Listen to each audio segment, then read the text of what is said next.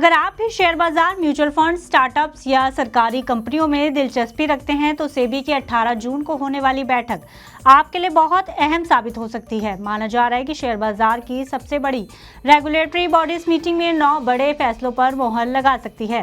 ये फैसले निवेश की दुनिया में काफी बदलाव ला सकते हैं।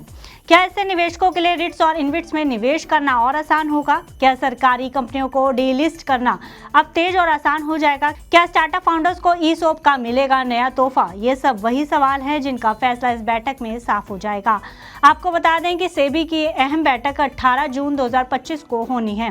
माना जा रहा है कि इस बैठक में ईज ऑफ डूइंग बिजनेस को बढ़ावा देने जैसे अहम फैसले लिए जा सकते हैं।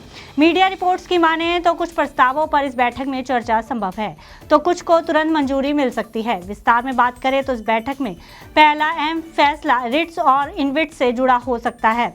इस बैठक में रिट्स और इनविट्स को इक्विटी जैसी मान्यता मिल सकती है। इस मान्यता मिलने के बाद रिट्स और इनविट्स में अब म्यूचुअल फंड्स 10% की बजाय 20% तक निवेश कर सकेंगे, जिससे म्यूचुअल फंड्स को इन विकल्पों से में ज़्यादा फ्लेक्सिबिलिटी मिलेगी, जिससे रिट्स और इनविट्स को इंडेक्स में शामिल करने का रास्ता खुलेगा। वहीं यूनिट होल्डिंग की परिभाषा और कैश फ्लो के नियमों में स्पष्टता आएगी। इसका फायदा ये होगा कि निवेशकों को अब रियल एस्टेट और इंफ्रास्ट्रक्चर जैसे सेक्टर्स में इनडायरेक्ट फॉर्म में निवेश करने का बेहतर मौका मिलेगा। इसके साथ ही सरकारी कंपनियों यानी कि PSUs के लिए वॉलंटरी डीलिस्टिंग का अलग फ्रेमवर्क बनाने पर भी विचार हो सकता है। मतलब सेबी प्रस्ताव ला सकता है कि जिन सरकारी कंपनियों में सरकार की 90% या उससे ज़्यादा हिस्सेदारी है, उनके लिए वॉलंटरी डीलिस्टिंग को आसान किया जाए।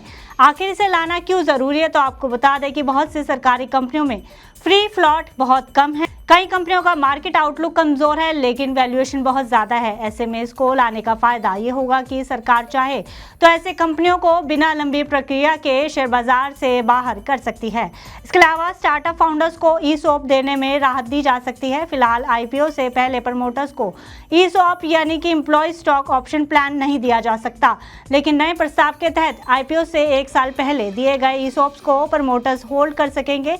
इसका फायदा ये होगा कि स्टार्टअप फाउंडर्स को IPO के समय अधिक मोटिवेशन और फ्लेक्सिबिलिटी मिलेगी। साथ ही इस बैठक में QIP नियमों को आसान बनाने पर भी विचार किया जा सकता है। QIP यानी क्वालिफाइड इंस्टीट्यूशनल प्लेसमेंट कंपनियों के लिए बिना IPO लाए फंड जुटाने का तरीका है। इसको लाने से QIP में ज़रूरी डॉक्यूमेंटेशन प्रोसेस को आसान बनाया जाएगा, जिससे गैर जरूरी जानकारी हटेगी।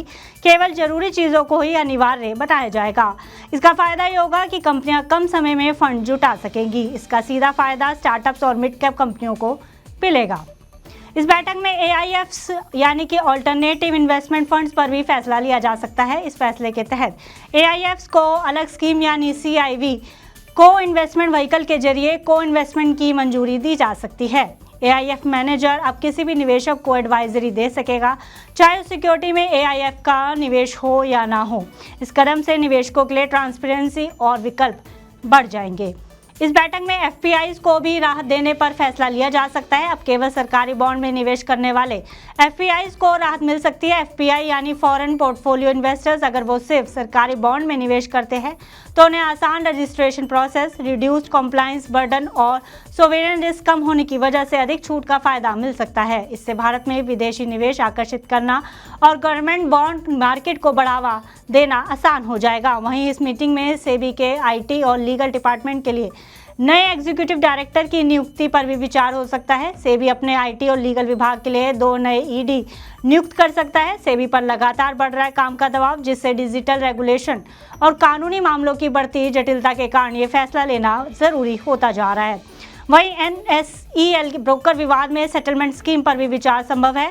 फिलहाल NSEL घोटाले में 300 से ज्यादा ब्रोकर्स को नोटिस जारी हुए हैं। सेबी इस केस में सेटलमेंट स्कीम लाने की तैयारी में है। ये विवाद पिछले 10 साल से चल रहे हैं, जिसकी वजह से लंबे समय से निवेशकों का पैसा फंसा हुआ है। सेटलमेंट स्कीम लाने से पुराना विवाद जल्द सुलझ सकेगा और निवेशकों को राहत मिल सकती है। वहीं पुराने वेंचर कैपिटल फंड्स मामलों में सेटलमेंट स्कीम पर भी विचार किया जा सकता है। कई पुराने वेंचर कैपिटल फंड्स में नियमों का उल्लंघन किया था। इस स्कीम को लाने से ट्रांसपेरेंसी बढ़ेगी और मार्केट में निवेशकों का भरोसा मजबूत होगा।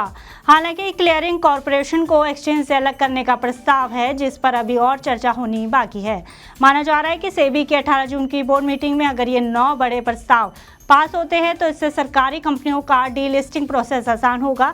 स्टार्टअप्स को आईपीओ में राहत मिलेगी, साथ ही म्यूचुअल फंड्स को नए विकल्प मिलेंगे। विदेशी निवेशकों के लिए भारतीय बाजार में निवेश करना अब और भी ज़्यादा आसान हो जाएगा। फिलहाल इस खबर में इतना ही। अब बिजनेस से जुड़ी अन्य खबरों के लिए देखते रहिए मनी 9।